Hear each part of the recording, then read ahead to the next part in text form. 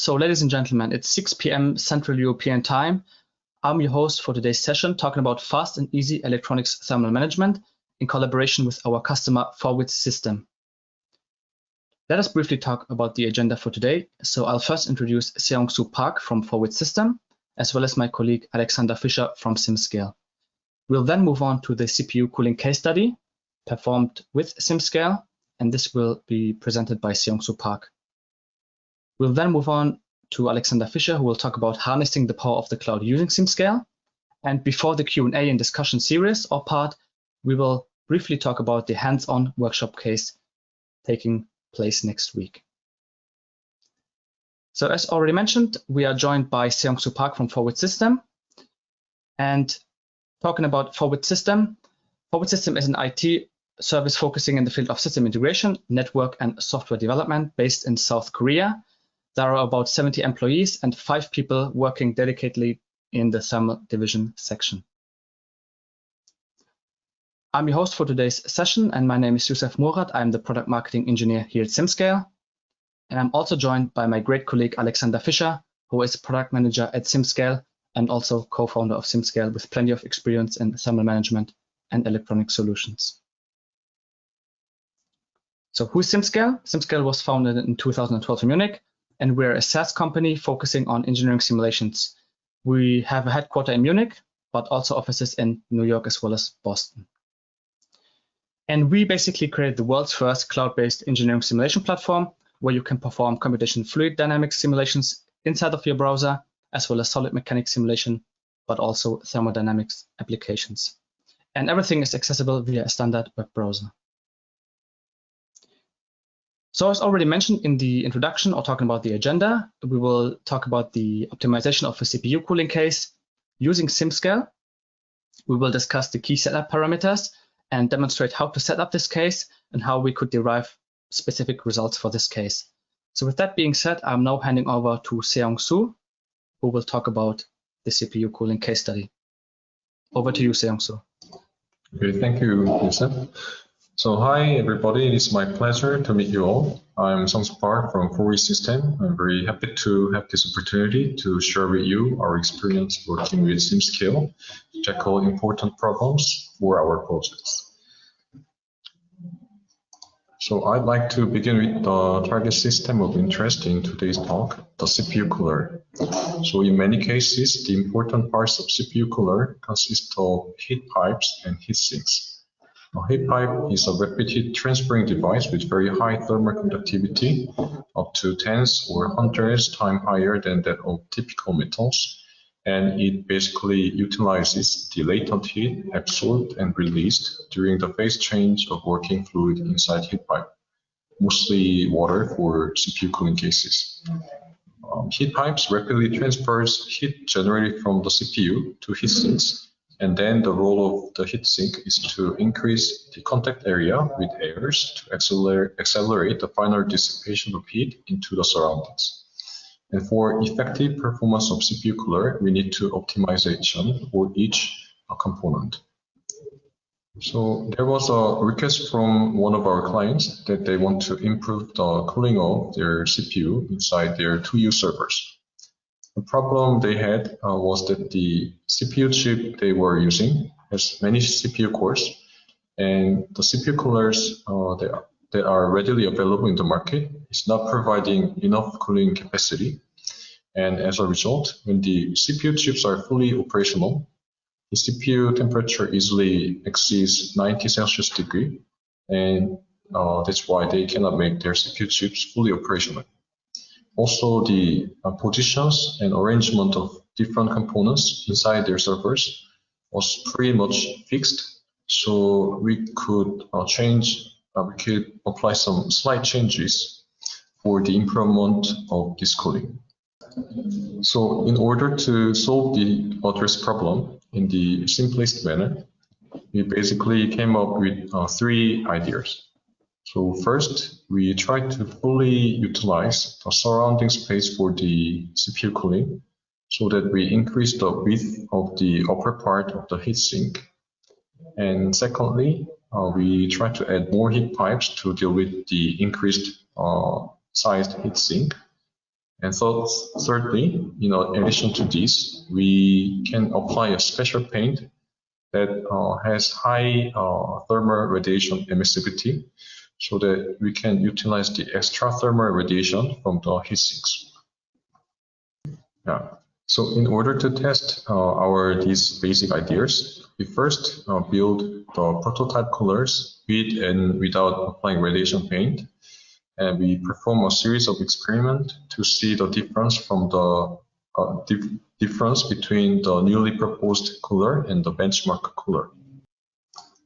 So from the experiment, we get this result. And from this experimental result, it can be easily seen that the structural change significantly increased the performance when compared to the benchmark cooler. But at the same time, it seems that the effect of the radiation paint can additionally decrease the temperature further. But like how much the effect is will be vague in terms when compared to the effect of the increase of the surface area. This point was important for us because the application of radiation paint will require extra cost and manufacturing process. So we want to know if the application of radiation paint really worth it. Yeah. So at this point, we contacted our client so that we can further test the prototype coolers we made with actual server. And what we found out is that the newly proposed cooling concept indeed can make the CPU fully operational and reduce the CPU temperature around 80 Celsius degree. It fluctuated around 80 Celsius degree, but still we made this improvement. So at this stage, we were around only 5 degrees off from the target temperature. So the client wants their CPU working at 75 Celsius degree. So at this stage, we try to see we can optimize further. So at this stage, we try to use the SimScale simulation to do this optimization. So we put our simplified model in a 2U chassis model and model the fans with velocity inlet, pressure outlet boundary conditions. We also utilize the radiation feature of conjugate heat transfer analysis version 2 of SimScale simulation. And heat pipe is modeled as a combination of the heat pipe shell, which is copper, and its inner region, whose thermal conductivity is about 10,000 watt per meter Kelvin, which is about 25 times bigger than the thermal conductivity of copper. And we applied 150 watts to the model of CPU, and we set the ambient temperature to 25 Celsius degree.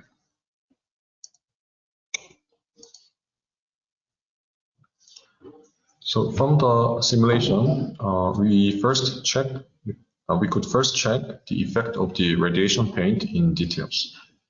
The CPU temperature in the heatsink. So when we look at the temperature in the heatsink region, it seems like the temperatures is more evenly distributed.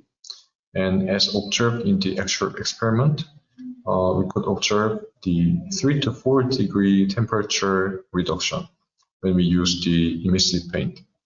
At this stage, you can safely say that this amount of difference is really due to the application of the radiative paint, not some minor difference that was caused by, potentially caused by the manual assembly process.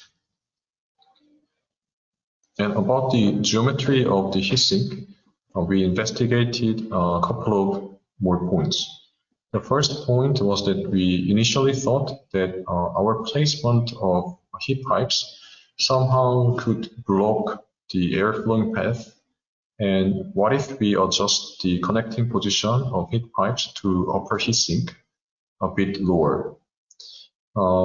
However, when we adjust the position of heat pipe a little bit lower, and when we see the result from the simulation, we get the result opposed to our initial thought, because it seems like it adversely affects the entire cooling performance of heatsink, because the temperature of CPU is increased by about 2 Celsius degree.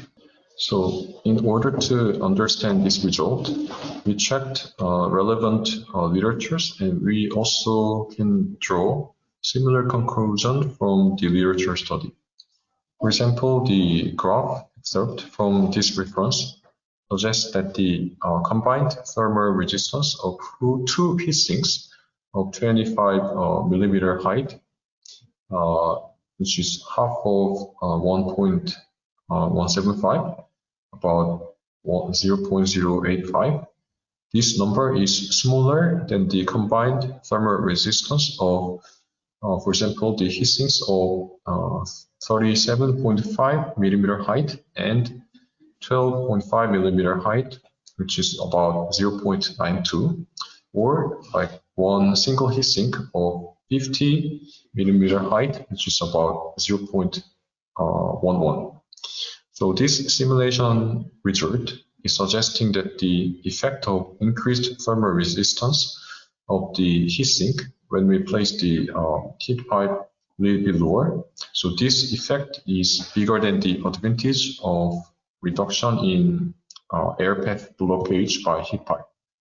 So this simulation result is really giving us the insight that it's better to just position a heat pipe to the center of this heatsink. So likely, we also had to optimize other geometric dimensions. For example, the fin spacing. If there are too many fins placed too densely, they can choke the airflow. But at the same time, when the fin is in too sparse distribution, meaning that means too small surface area can be used for the cooling. So we really have to find the optimal spacing for the given conditions. Also for the fan power, the literature suggests that the optimal fin spacing decreases with the increased fan power. So when we think the air velocity of fan and the fin spacing and fin length and fin height, we think those parameters as input, and we try to find the optimal fin geometry based on the simulation. So we really need to find the optimal geometry with several parameters such as air velocity, fin spacing, and fin length and fin heights as input. And when we do the simulation to find the optimal condition, rather than performing the simulation for the entire assembled geometry, we rather perform the simulation with only the heatsink geometry. And from the simulation, we could observe similar trend, which can be found in the literature. So with this process, we optimize the geometry of heatsink with the given conditions. And as we already had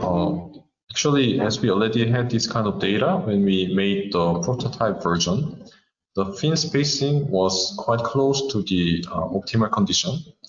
And in the new version, we tried to increase the number of fins by using fins of smaller thickness, which is harder for the manufacturing.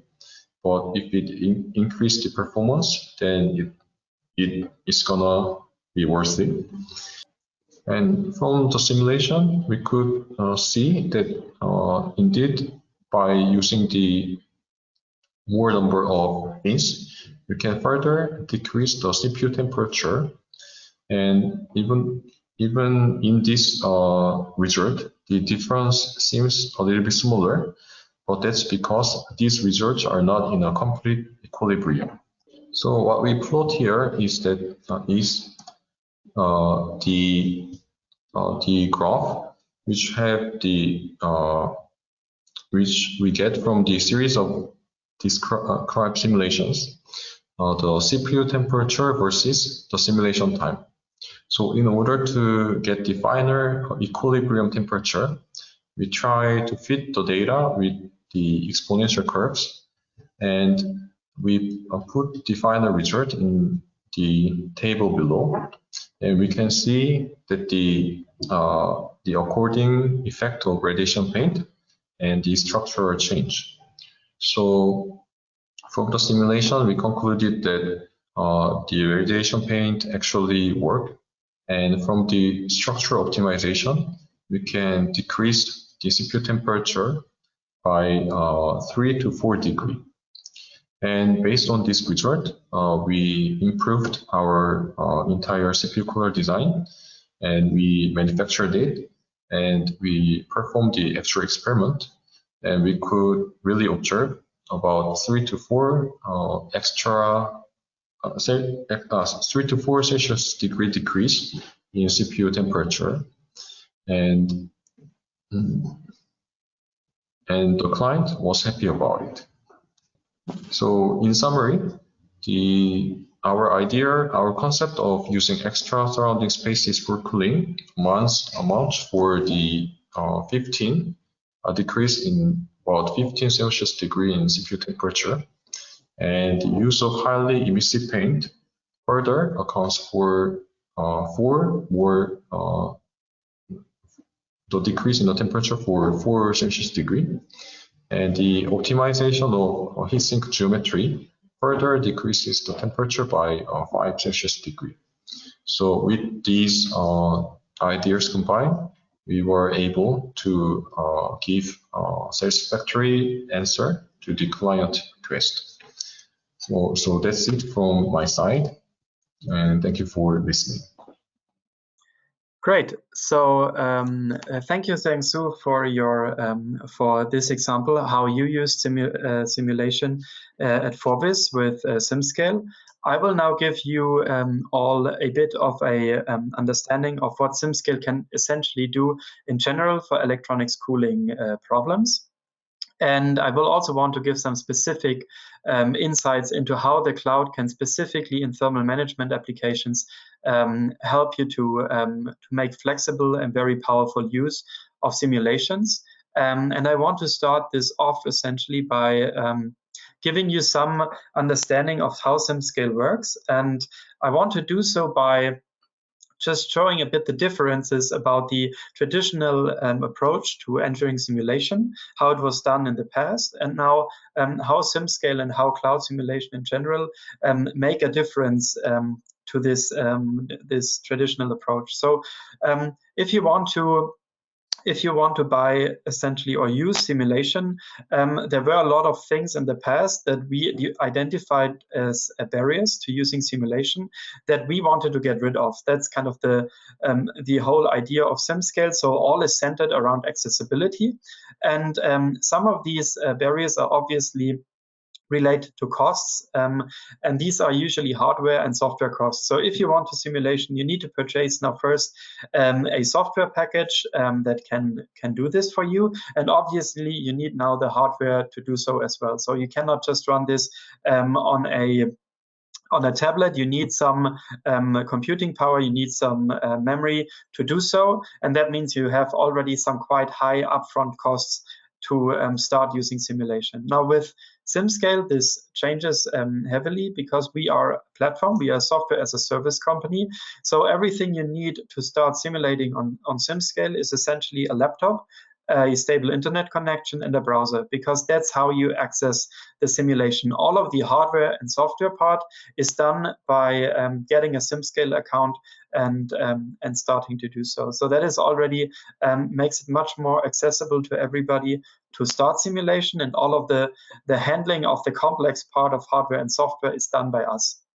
There's a second barrier that we identified, and that is that there's many engineers that are not making use of simulation, even though it would be to great effect for them, simply because there's some know-how barrier, that there is not the knowledge about how simulation can be used, and that's why there's some fear essentially to even get started, and that is how we started even developing the SimScale user interface. So it's meant to be very easy also for beginners, but specifically we also have a very different approach to support.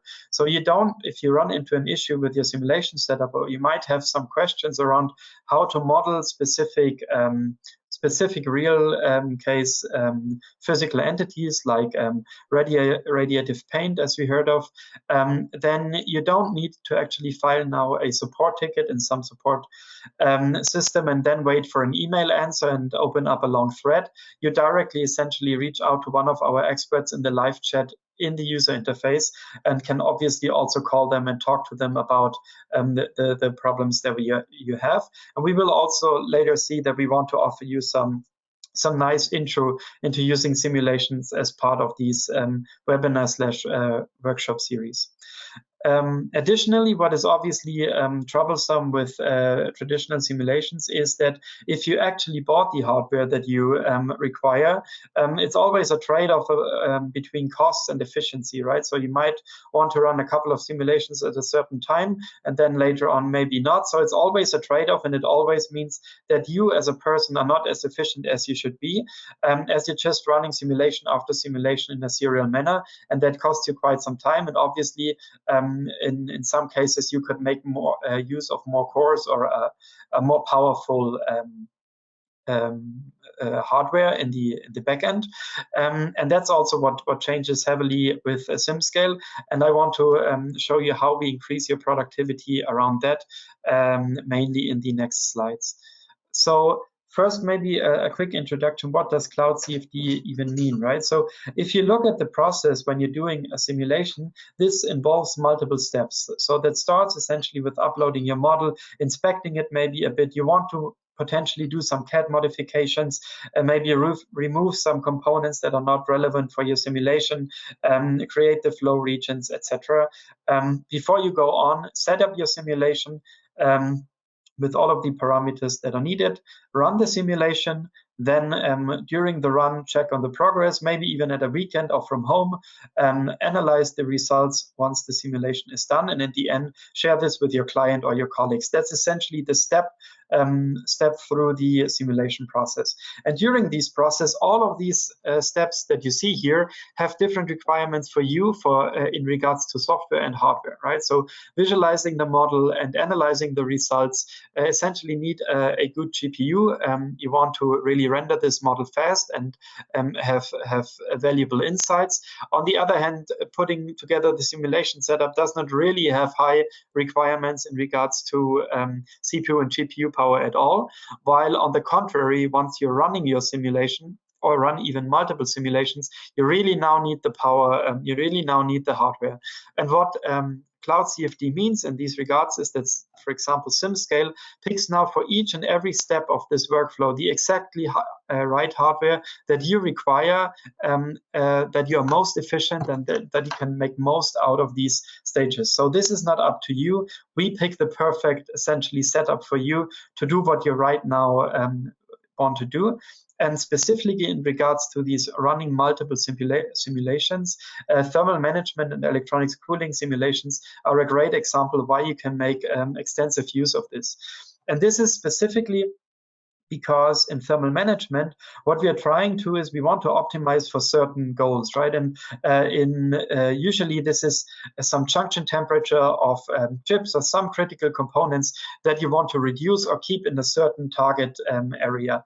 And to do so, you have different strategies of achieving this. We saw this very well from the example that Seongsu presented, and also the different parameters that Forwiz System was looking at when trying to reduce the temperature of the CPU chip.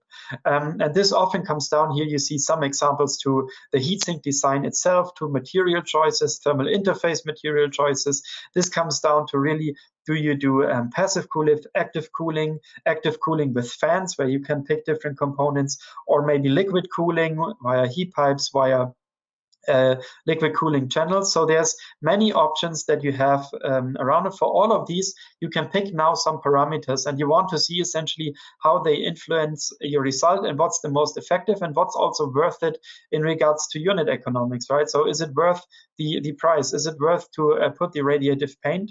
And what's the increase in performance that you gain from investing a bit more into the cooling strategy? And what simulation allows you is now doing all of this in some way of virtual testing without needing prototyping, etc. So why this is so beneficial, we can also look at by first looking how was it done, or how is it done if you're not using simulation. What does physical testing based design workflows require? And that is first, you actually need to build that prototype. Often this involves then maybe a second company or a partner. Often it's done abroad. So you need to first manufacture the prototype, then it needs to be shipped, and then you run it in your testing environment. So essentially, this already requires quite some time. It's also costly, so a couple of hundreds to maybe lower thousands of dollars that such a test requires. So that means it limits you, or the number of design iterations, optimizations that you can do, to a smaller number. So maybe a few, maybe just one or two. And it also forces you in a way to be on the safe side with what you're trying to do in regards to design. So you maybe put a bit more material than is needed and over-engineer essentially your solution to, in the end, not lose time and be still fast in regards to putting your product to the market, right? Simulation can help here a lot, right? Because what you can see, the turnaround time comes down from days to weeks, really down to hours, right, for each simulation. That means you can maybe run 10 plus simulations and do this within a 1 or 2 weeks, or in the turnaround time of usually physical testing. The costs are dependent on what you purchase in regards to hardware and software, but you can already do a lot more. You can already test a lot more. And that is definitely beneficial to your setup. And now we can look at what cloud simulation actually does to this. And it's in a sense very simple. It brings down the turnaround times for all of these simulations that you do, or you would want to do, to the turnaround time of one simulation. So essentially hours for all iterations, and the costs now, at least in regards to SimScale, are also pointed out here. And that simply is because we have unlimited computing power. We can run all of these simulation runs in parallel. And we can also make use of the most efficient hardware setups for each run, right? So if you're running a small simulation, we might pick a smaller hardware instance in the background. But if it's really a compute intense, we can go up to 96 cores. And each of these simulations then also comes down to a lower turnaround time. So specifically for iterative design processes where you want to do a lot of optimization steps, this is just incredibly beneficial. And how this is done then in the end in the simulation setup, we also saw already from the example beforehand. But in essence, what we want to do, we want to see really the critical components temperatures. So we want to see the conduction in the solids and the temperature field in the solids. But we also want to really see how the flow fields in liquid cooling channels, or natural or forced convection of the air around the whole assembly. We want to see how does this affect the solution. And in many cases, we really don't want to estimate, for example, convection coefficients.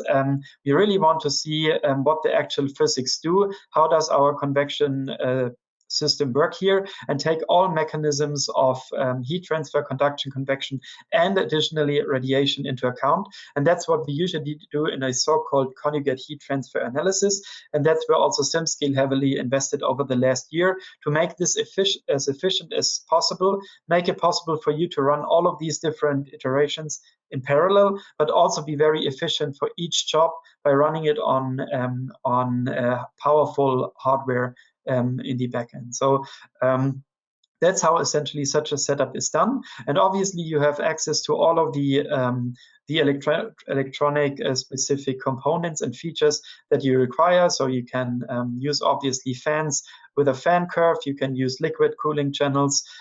You can switch radiation on and off dependent on if it plays a role. If you have high emissivity in the model, you can model your chips obviously with compact thermal models. But to show you how that actually works, we think the best case is essentially to put you hands-on such a case, experience it yourself, right?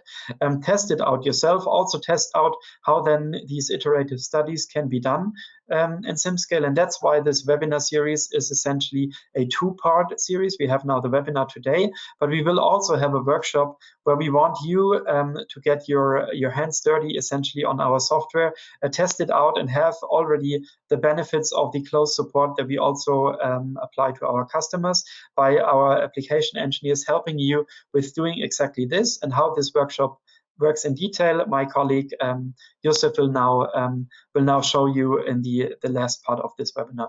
So thank you already for your interest and time, and I'm handing over to you, Josef. Thank you so much for the transition, Alex, and also thanks to Seongsu for presenting the CPU cooling case study. So as my colleague Alex already alluded to, we have a workshop following next week where we will talk about thermal management of 2 high-power IGBT modules. And as compared to the natural convection case, in this particular hands-on workshop, we want to have a look at the water-cooled system in this case. And the questions that we want to tackle are specifically if the cooling system is sufficient enough to keep the transistors at a specific temperature level. Does the cooling system even provide consistent cooling capacity for both of the transistors? And at the end, also talk about areas of improvement and how we can optimize our simulation setup or CAD setup. The workshop again now looks as follows. So we will split everything into so-called milestones. And in milestone 1, we will first of all modify our 3D CAD model to make it quote-unquote CFD ready and to use it on the SimScale platform to perform a CFD simulation. Followed by that, we will have a look at design parameters, optimize them, and also set up the operating conditions, followed by the mesh setup. And at the end, we will start a number of parallel simulation runs and also post-process the results as well as interpret the results. How can you get most out of this workshop? Well, SimScale instructors, namely my colleague Steve Lane as well as Matt Bemis, are expert instructors who will guide you through this workshop. So if you have any questions before this workshop, make sure to write them down and ask them during the session. But also you can share your own experience from your previous projects and also ask them during the session. Last tip from my side is to use a second device, namely a screen, or log in on any other device, maybe your smartphone, so that you can follow along more easily instead of tabbing all the time and switching back and forth. With that being said, thank you so much for attending. It was a very active series as I could see from the attendance rate, and we will now move on to the Q&A section. And I've seen during the webinar that you also sent us some questions, especially for Seongsu. Maybe Seongsu, you want to answer the first question, which is how many different setups did you run for this case, and how often did you vary the heatsink design? I mean, we saw it in the plot, right? Also about the radiative paint, how did you change that? Was it like binary? Did you use no paint and then paint? Maybe you can go a little bit into depth here. So, of course, the number of the iteration depends on the application. I don't remember the exact number, but the range of it would be like 50 to 100 iterations.